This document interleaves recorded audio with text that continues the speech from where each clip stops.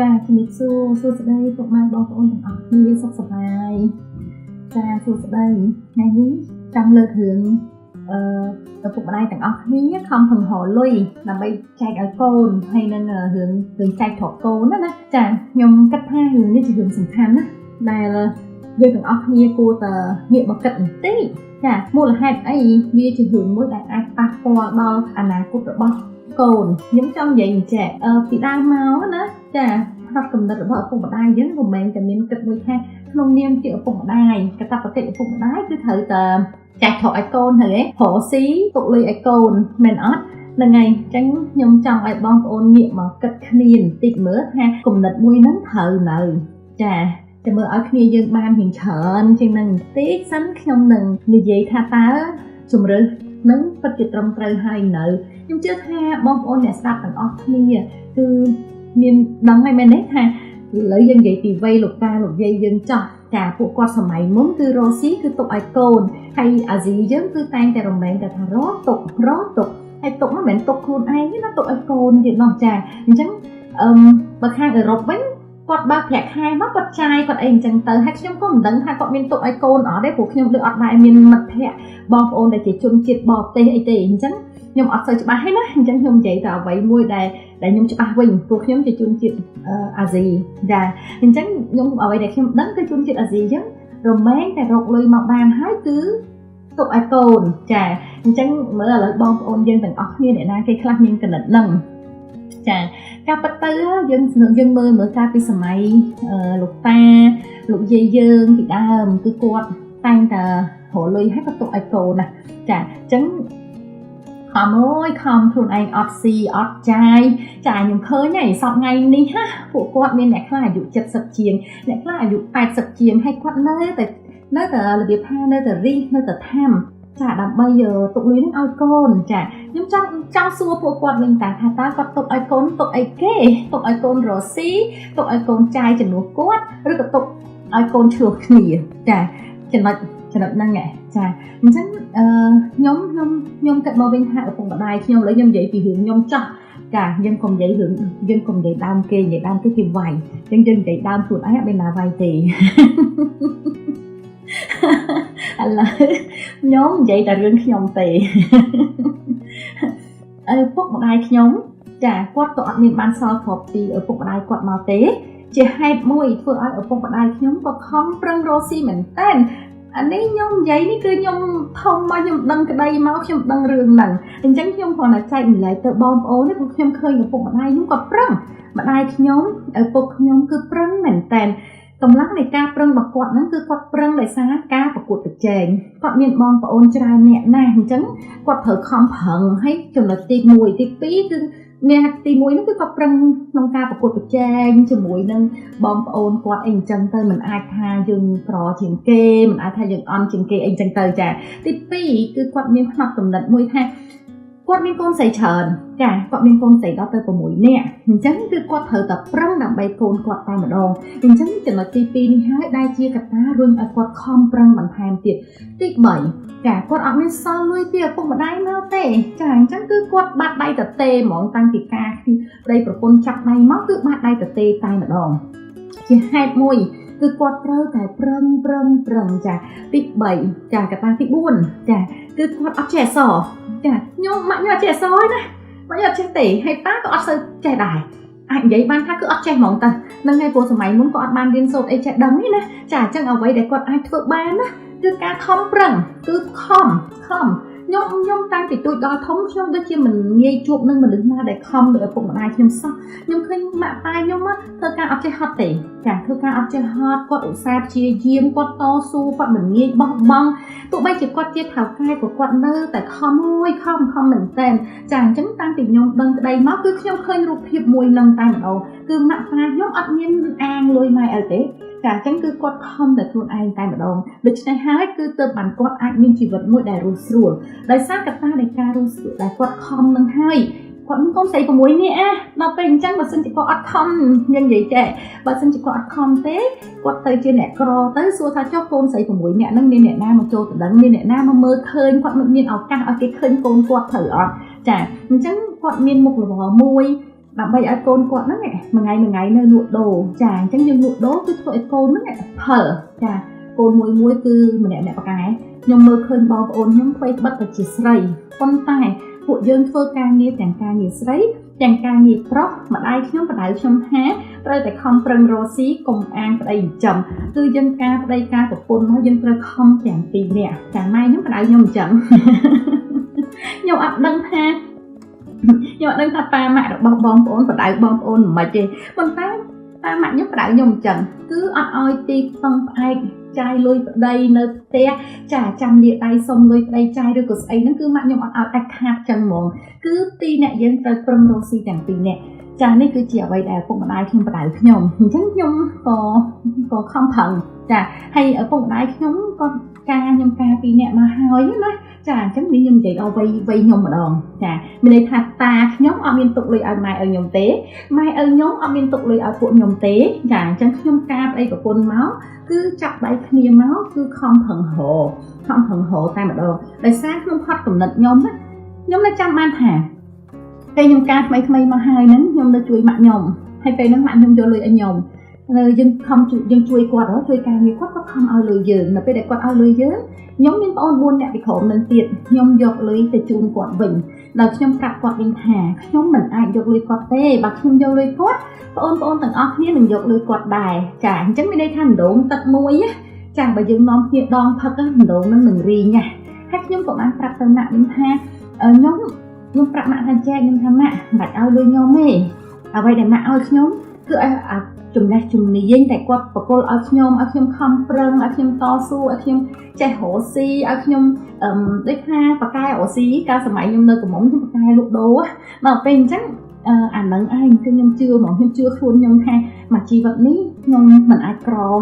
ដោយសារអីម៉ាក់ខ្ញុំបានฝึกហាត់ខ្ញុំតាំងពីខ្ញុំអាយុ15 16 17ខ្ញុំចាប់ដើមកាន់ក្រុមហ៊ុនហើយអញ្ចឹងខ្ញុំអត់ដែរមានផ្នត់គំនិតមួយនឹងចាំអាងលុយរបស់ម៉ែឪជាដាច់ខាតចាមកទល់ថ្ងៃនេះចាខ្ញុំអត់មានបានការដឹងថាយកទ្រព្យពីម៉ែឪខ្ញុំមកអីគឺអត់មានទេចាអត់មានទេគឺខ្ញុំខំតែម្ដងប៉ុន្តែឪពុកម្ដាយខ្ញុំគឺរមែងតែជួយខ្ញុំជាយោបល់កម្លាំងចិត្តឪពុកម្ដាយខ្លាំងមែនតើនៅពេលដែលកូនជួបបញ្ហាម្ដងណាចាជួបបញ្ហាម្ដងកម្លាំងចិត្តគាត់នឹងដូចតាំងស៊ុបពេហ្មងចាយើងពេលខ្លះយើងអត់សង្ឃឹមតែនៅមើលដែលផ្ដោតកម្លាំងចិត្តឲ្យយើងខ្លាំងជាងគេគឺឪពុកម្ដាយចាគាត់គ្រាន់តែនិយាយអំពីបទពិសោធន៍គាត់ប្រុសយើងមានកម្លាំងចិត្តហ្មងចាយើងខំតទៅទៀតចាដល់អញ្ចឹងទៅចំណុចនេះហើយដែលជាហេតុមួយធ្វើឲ្យខ្ញុំខំប្រឹងចាអញ្ចឹងខ្ញុំសាំសួរទៅបងប្អូនទាំងអស់គ្នាខ្ញុំនិយាយដើមខ្ញុំឆ្អែតហើយណាខ្ញុំនិយាយដើមខ្ញុំឆ្អែតហើយឥឡូវយើងចូលប្រធានបទយើងវិញខ្ញុំឃើញផ្នត់គំនិតមួយចំនួនរបស់ប្រជាជនខ្មែរយើងណាចាគឺគាត់រកទុកឲ្យកូនចាដូច្នេះហើយខ្ញុំចង់ប្រាប់ទៅវិញថាការដែលផ្នត់គំនិតគិតថារកស៊ីទុកលុយឲ្យកូនឬក៏យកមកជួយកូនឬក៏សុខចិត្តខ្លួនឯងអត់នេះណាខុសខ្ញុំអត់គ្រប់ត្រទេបងប្អូនមនុស្សយើងម្នាក់កើតមកមិនដឹងអាយុប្រហែលត្រឡប់ទៅវិញទេត្រូវអត់ហេតុអីបានយើងមិនព្រមសោយសុខមិនព្រមចាយលុយដែលយើងខំប្រឹងរកហេតុអីបានជាយើងមិនព្រមយកលុយហ្នឹងអ្នកមកមើលថែសុខភាពខ្លួនឯងឲ្យអាយុយើងវែងជាងនឹងទៀតទៅចាអ្នកខ្លះស៊ីអត់ស៊ីឃ្លានអ្នកខ្លះសុខចិត្តពិបាកខ្លួនឯងដើម្បីទុកឲ្យទៅកូនការដែលពិបាកខ្លួនឯងនេះជាកត្តាមួយខ្ញុំគិតថាខុសចាការដែលទុកឲ្យកូននេះខ្ញុំគិតថាខុសទៀតហើយមូលហេតុអីកូនខ្ជិលចាកូនអត់ប្រឹងទេកូនចាំយកលុយម៉ែឪត្មងហើយមួយវិញទៀតម៉ែឪមួយចំនួនណាគាត់ទៅប្រាប់កូនផ្ទាល់តែម្ដងថាមានដីម៉ែមានដីនៅកន្លែងនេះឬក៏មានទ្រព្យឡើងនោះអញ្ចឹងពួកហែងទៅចិត្តម៉ែលក់ឲ្យឪលក់ឲ្យចែកឲ្យហែងហើយអីហើយអញ្ចឹងបងប្អូនមានដឹងថាពាក្យមួយម៉ាត់ដែលប្រាប់គាត់មុននឹងឲ្យធ្វើឲ្យមនុស្សខ្ជិលដល់អត់ដឹងខ្លួនធ្វើឲ្យមនុស្សអត់ប្រឹងធ្វើឲ្យមនុស្សខ្លាំងធំដែលខុសរឿងខ្លាំងធំអីគេខ្លាំងធំទៅដល់ខ្ចីលុយគេនោះចាអាងអីអាងថាខ្ចីសិនទៅតិចទៀតឲ្យអាងចែកទ្រព្យមកអញមានលុយសងហើយខុសហើយចាខុសហ្មងអញ្ចឹងអត់មានគួរណាបែបនៅនិយាយប្រាប់គាត់ឲ្យគាត់ជាទីពឹងជាដាច់ខាតចាអត់គួរទេចាយើងប្រឹងហត់ណាប្រហែលយើងមានប៉ុណ្ណឹងយើងសល់បានប៉ុណ្ណឹងហើយអត់ចាហេតុអីបានជាយើងឲ្យកូនយើងសំណក់ស្រួលម៉េះចាមួយវិញទៀតបងប្អូនសាកទឹកមើលយើងចាស់ហើយយើងអត់បានចាយលុយដែលយើងរកចាយើងអត់បានenjoy យើងអត់បានសំណក់ទេយើងសំបានប៉ុណ្នេះដល់រួចទៅហើយទៅកូនយើងដល់វិញសំណក់ហុចប៉ុណ្្នឹងតែឲ្យគាត់ចាអញ្ចឹងពេលដែលយើងហុចទៅយើងមានការរំពឹងទុកថា nè không tụi hãy thử không thử thay đại xa bao bọc cho thay sai hót trai mong that's why đại ca bị sầm mạnh đào mà kinh vậy tha tụi bây giờ ở nông nghiệp của trai ở đáy môi hai ấy của đăng hai vô nông nghiệp nó thưa mẹ ở nghiệp ta chừng nia ở đăng thay thưa mẹ việc đâu trai con mày sao cả nhom sông sần nông po mòn tịt nhom tới nhom sông sần nông po ai bong ôn tận ở kia và tôi chỉ tha sầm mạnh đào mà mày ở dương trai pro ở dưới á bong ôn sầm nặng khang á trà sầm ná mình tên tay sống cùng ao ti phân ai cả lư ở trọแต่มาใจเอาเรื่อยๆแต่มาเอานึงหรือก็มายังสับไงคือจีเนี่ยมีนมายังคือจีมีฐานะนี่ฐานะลูกไอ้แจ๊ๆๆnó sẽ phải chơi sầm máy tháoสับไงนึงเลยยังใจไหลเอาhaiไอ้ha xong to trà này anh còn tungแต่รู้nơi không chỉ vật bằng mai này anh thế mà này anh cứ trong hai thai dùng trong âm nhiên mà chi vật món cứ dân thử không thẳng được luôn anh thổ bị thi rồi lui anh nói ngay dân chết bị thi rồi lui tự dân ai luôn nữ ban rịch chừng rã mình chết tờ miền cam chả đã được luôn anh nhớ nó trà sáng lơ cam chả đã được luôn anh cũng bao nơi lơ cam chả đã được ở cùng bạn ai dương ai bìa ngày nào miền quạt tới tụi bay nông nghiệp của trái ở đấy nó nhìn mẹ nó cả những cái ca vật mỏng trà chắc nghĩa bao giờ nhung linh cho nhung xe nuôi tơ lơ ca vậy chỉ mới đứng cô đó đó trà tuột nam nhung đại ở cô nhung ti phân lùi nhung tế trà thấy nhung còn mình đại bạc quạt ha dân nhìn lùi rồi cái dân cro rồi cái dân ai tì cái ta bắt cách dân chị ở cùng bạn đái cái dân chỉnh châm bảy bạch hai đại xà cốn cái xong đầu tiên là bọc cốn bệnh nha là bọc cốn phơi cái phơi chất dân trời ao từ quạt tràนี่คือจิตตรวจแต่ở cùng bạn đái của ao từ cồn cục khỉ trà nơi bé để quạt thông hai anh hơi nấc cứ quạt thử từ riêng lên là o trà còn riêng là o ban nó có bên chùm nẹt đằng ngực này chẳng chùm nẹt vớ từ trời ca quạt xa để thôn anh mẹn dương nẹt vớ hai dân thôi quạt sủa tề trà bông ôn từ trang tập thả lục bạc muốn sờ nọc còi nè bà xem chỉ còn dân thì mê nhá sau sờ vai hư ha thì mê nhá chẳng tới cứ tập này mà hột trả tại báo sân chìa quạt nơi tịch tụi về tình lia và tập này trả hiểm hạt quạt lục đom quạt hiểm láng á chẳng nơi về để thông láng cứ quạt chặt khơi mai ca quạt chặt răng muam chẳng về nó không chỉ vật được quạt đường nghi sủi về nhảy chẳng nhom với nhom trạc côn tầm món ha lùi cùng ăn lùi nhóm cùng ăn lùi mai ở sót mai ở không thần hộ lùi ná lùi nắng cứ sinh nhật và mai ở trai tế mai ở mình ao từ cùng ăn lòi chẳng nó trà tôi từ vịnhคนខ្ញុំកើតណាមកគឺខ្ញុំមានបើកកូនពញាគាមួយហើយខ្ញុំបានដាក់លុយចូលជារៀងរាល់ខែឲ្យទៅកូនខ្ញុំឥឡូវនេះកូនប្រុសខ្ញុំអាយុ17ឆ្នាំហើយអញ្ចឹងខ្ញុំបានសំលុយមកកញ្ចប់គួសមចាឲ្យទៅគាត់អញ្ចឹងនៅពេលដែលគាត់អាយុ17គាត់មានសិទ្ធិ17 18នេះគាត់មានសិទ្ធិធ្វើអត្តញ្ញាណប័ណ្ណណាត្រូវទេចាអញ្ចឹងខ្ញុំធ្វើអត្តញ្ញាណប័ណ្ណឲ្យគាត់ហើយខ្ញុំយកលុយដែលខ្ញុំសន្សំនេះទៅទិញកូនដីមកកូនដុំតូចមួយឲ្យគាត់ចានៅពេលដែលគាត់ប្រឡងចប់ចាឌីប្លូមហើយគាត់ចូលប្រឡងមហាវិទ្យាល័យចប់4ឆ្នាំសរុបទៅគឺមានថា5ឆ្នាំក្រោយដីម្ដុំដែលខ្ញុំទិញឲ្យគាត់ឈរឈ្មោះគាត់ហ្នឹងណាវានឹងឡើងថ្លៃចាវានឹងឡើងថ្លៃអញ្ចឹងខ្ញុំប្រាប់កូនខ្ញុំថាអ្វីដែលម៉ាក់អាចឲ្យកូនបានគឺអាហ្នឹងអញ្ចឹង5ឆ្នាំក្រោយកូនចេញមកដីនឹងលក់បានប៉ុណ្ណាវាគឺជាដើមទុនរបស់កូនសម្រាប់យកទៅរកស៊ីទៅចានេះខ្ញុំគាត់តែចែកចម្លែកឈុំមួយដែលខ្ញុំធ្វើជាមួយកូនខ្ញុំណាចាអញ្ចឹងមានន័យថាខ្ញុំបើឲ្យខ្ញុំយកលុយមកកញ្ចប់ធំឲ្យគាត់ធ្វើដើមទុនរកស៊ីខ្ញុំមិនដឹងថាដល់ពេលហ្នឹងខ្ញុំមានអត់ទេហើយខ្ញុំក៏អត់ដឹងថាគាត់រកស៊ីអីដែរអញ្ចឹងខ្ញុំមានតែសំតាំងពីគាត់កើតខ្ញុំសំបន្តិចរហូតដល់ឥឡូវគាត់17ឆ្នាំកន្លងផុតទៅបងប្អូនសម័យមើលថាលុយនឹងប៉ុណ្ណាហើយខ្ញុំមិនត្រឹមតែយកលុយនឹងប៉ុណ្ណឹងទេខ្ញុំយកទៅទិញកូនដីទូចមួយនៅពេលដែលគាត់មានសិទ្ធិកាន់អត្តញ្ញាណប័ណ្ណចាអញ្ចឹងនៅពេលដែល5ឆ្នាំក្រោយគាត់រៀននៅមហាវិទ្យាល័យបដាគាត់ត្រូវធ្វើការបដាយកបទពិសោធន៍បងប្អូនមួយឆ្នាំកូនយើងមាន2វគ្គដែលគាត់គេហៅថាសម្រាប់ណា summer vacation ហើយនិង winter vacation ទៅទេអញ្ចឹងឲ្យគាត់ទៅធ្វើការយកបទពិសោធន៍នៅពេលដែល5ឆ្នាំកន្លងផុតទៅគាត់មានទាំងបទពិសោធន៍មានទាំងចំណេះដឹងហើយលុយដែលយើងសន្សំឲ្យគាត់នេះដីម្ដុំនេះលក់ទៅចេញលុយមកធ្វើជាដើមទុនរកស៊ីខ្ញុំជឿថាខ្ញុំអត់ហ៊ាននិយាយថាការគិតរបស់ខ្ញុំត្រូវទេចាវាគ្រាន់តែថាឪពុកម្ដាយដែលវ័យប៉ុណ្ណឹងខ្ញុំចាហើយគាត់មានគិតអញ្ចឹងដែរប្រហែលអ្នកក៏ខ្ញុំអត់ដឹងដែរប៉ុន្តែខ្ញុំគ្រាន់តែមើលឃើញថាខ្ញុំអត់មានសម្ពាធផ្លូវចិត្តទេនៅពេលដែលកូនខ្ញុំរៀនចប់នៅពេលដែលកូនខ្ញុំថ្ងៃក្រោយអត់មានខ្ញុំទៅគាត់ពិបាកវេទនាគាត់មិនរឹងមាំអីគឺអត់ទេចាអញ្ចឹងសម្រាប់ខ្ញុំគឺធូរចិត្តអត់មានសម្ពាធថាខ្លាចកូន ក្រខ្លាចកូនអត់ចេះខ្លាចកូនអត់មានលុយអីគឺអត់ទេហ្នឹងហើយទោះបីជាលុយហ្នឹងតិចតួចក៏ដោយចាហើយបើសិនជាលុយគឺប្រាប់កូនហ្មងបើកូនខ្វះម៉ាក់ឲ្យខ្ចីហ្នឹងហើយម៉ាក់ឲ្យខ្ចីតែមិនមែនឲ្យទេហ្នឹងហើយតែបើសិនថ្ងៃក្រោយទៅតាម៉ាក់ចាយអត់ទៅពុកឯងមានតែព្រមចាយហ្នឹងជាទីផ្សារនិយាយគ្នាលេងមួយកូននេះណាតែខ្ញុំចង់ប្រាប់ថាថ្ងៃនេះវីដេអូថ្ងៃនេះគឺចង់សកត់ធ្ងន់ទៅលើថាមិនគួរធ្វើជាទីបង្អែកកូនដែលឲ្យលុយទៅកូនងាយដោយចែកទ្រព្យកូនឲ្យ promise កូនផ្ដោតក្តីសង្ឃឹមមួយអញ្ចឹងទៅកូនណាគឺមិនគួរទេចាគួរតែ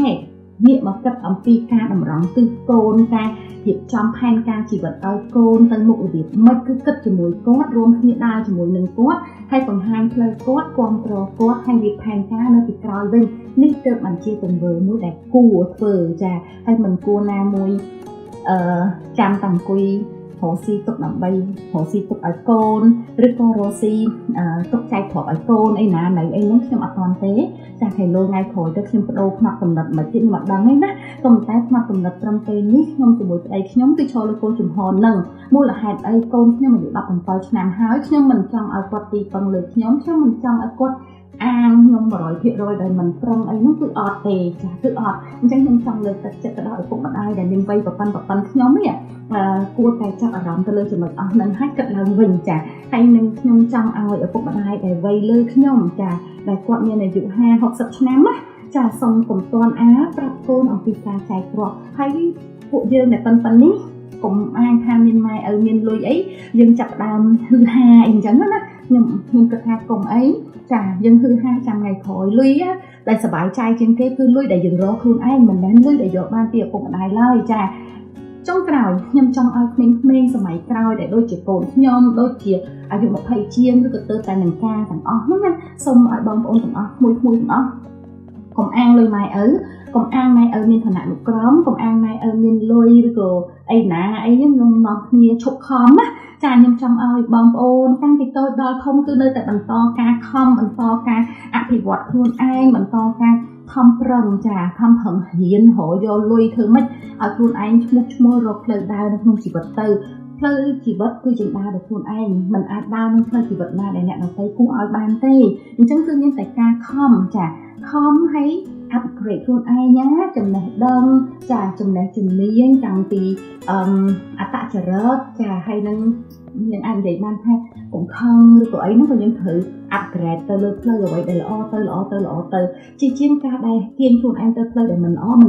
អចាមានក្មេងខ្លះគាត់ចាប់ដើមផឹកចាពីមុនចេះផឹកតិចឥឡូវផឹកសាហាវអីណាប្រកួតគ្នាផឹកហើយមិនធំប៉ុណ្ណឹងទេផឹកដល់ប្រែមទៀតចាស្រាថោកអត់ផឹកទេក៏ផឹកស្រាថ្លៃអាស្រាថោកផឹកទៅស្វឹងស្រាថ្លៃផឹកទៅអត់ស្វឹងទេចាំរកលុយបានសិនណចាចង់ upgrade ទៅម្ដងមិនទាន់នឹងស្រេចចិត្តចង់ប៉ុន្តែបើសិនជារកលុយមិនទាន់បាននៅចាយលុយម៉ែឪទេអត់មានអីអស្ចារ្យទេចាបកកាយចាយលុយខ្ញុំអត់ប្រសើរទេតែបើបកកាយរកលុយតាមខ្ញុំប្រសើរហើយខ្ញុំសូមរៀនសូត្រតាមចាបើថាបកកាយចាយលុយអាហ្នឹងទៅមិនតិចក៏អត់ប្រសើរដែរតែខ្លះខ្ញុំឃើញអ្នកខ្លះក៏អត់សូវចង់ចេះរកស៊ីអីចឹងណាហើយគាត់ទិញរបស់របរ brand នឹងណានៃអីចឹងទៅហើយគាត់កែមកបង្អួតឬក៏អីហ្នឹងគឺខ្ញុំគិតថាវាជាសេរីភាពរបស់គាត់ខ្ញុំអត់ទៅគាត់ទេចាខ្ញុំក៏មិនសរសើរដែរចាបើយើងសរសើរធ្វើវាយើងលើកទឹកចិត្តឲ្យគាត់បន្តការចាយលុយធំហើយចាអញ្ចឹងខ្ញុំអត់សរសើរតែខ្ញុំក៏មិនបង្អាប់ដែរចាប៉ុន្តែចង់ឲ្យបងប្អូនយើងទាំងអស់គ្នារៀនធ្វើអ្វីដែលគួរចាមានន័យថាខំប្រឹងរកនឹងហើយលុយដែលយើងចាយលុយដែលយើងរកគឺសប្បាយជាងយើងចាយលុយដែលសល់ពីឪពុកម្ដាយឬក៏អីអញ្ចឹងតែខ្ញុំក៏សប្បាយចិត្តមែនតើដែលមានអ្នកខ្លះគាត់កើតមកមានឪពុកម្ដាយល្អចាមានចែកទ្រព្យឲ្យយើងមានលុយឲ្យយើងចាយពុំតាំងដៃអីអញ្ចឹងទៅចាអញ្ចឹងទោះបីជាឪពុកម្ដាយយើងល្អដល់ថ្នាក់នឹងក៏ដោយកុំភ្លេចណាមើលថែខ្លួនឯងមើលថែអនាគតខ្លួនឯងផងចាឪពុកម្ដាយយើងឲ្យមកយើងជាទឹកចិត្តគាត់ប៉ុន្តែយើងខ្លួនឯងត្រូវខំប្រឹងខ្លួនឯងអានឹងជាការទំនួលខុសត្រូវលើជីវិតរបស់ខ្លួនឯងកុំភ្លេចឲ្យសោះចាអញ្ចឹងបើយើងសំណាងកើតមកមានឪពុកម្ដាយដែលល្អហើយបន្ត ចាអភិវឌ្ឍខ្លួនឯងឲ្យកាន់តែសំណាងដល់ខ្លួនឯងចេះរកលុយដែលខ្លួនឯងបន្ថែមទៀតនោះជីវិតរបស់យើងគឺអនាគតយើងគឺអត់មានអីមួយដែលស្ដាយក្រោយចឹងហ្មងហើយពីថ្ងៃនេះតទៅគឺរស់ស្រួលហើយជឿខ្ញុំនិយាយអត់មែនទេបងប្អូនទាំងអស់គ្នាណោះអញ្ចឹងវីដេអូថ្ងៃនេះខ្ញុំចង់បញ្ជាក់ថាអំពីការដែលចារកលុយទុកឲ្យកូនហើយនឹងចែកប្រកូនសូមបងប្អូនទាំងអស់គ្នាពិចារណាមិនថាបងប្អូននៅក្នុងវ័យណាទេសូមគិតនិងពិចារណាឲ្យបានល្អជាងនឹងចាសង្ឃឹមថាការចែករំលែកក្នុងថ្ងៃនេះជាការដាស់តឿនមួយដើម្បីកុំឲ្យមនុស្សយើងទាំងអស់គ្នាមានការដើរថយក្រោយឬក៏ខ្ជិលអីចឹងណាចាអរគុណសម្រាប់ការចូលមើលហើយក៏ខុសទោសអីក៏សូមខន្តីអភ័យទោសចាអរគុណជម្រាបលា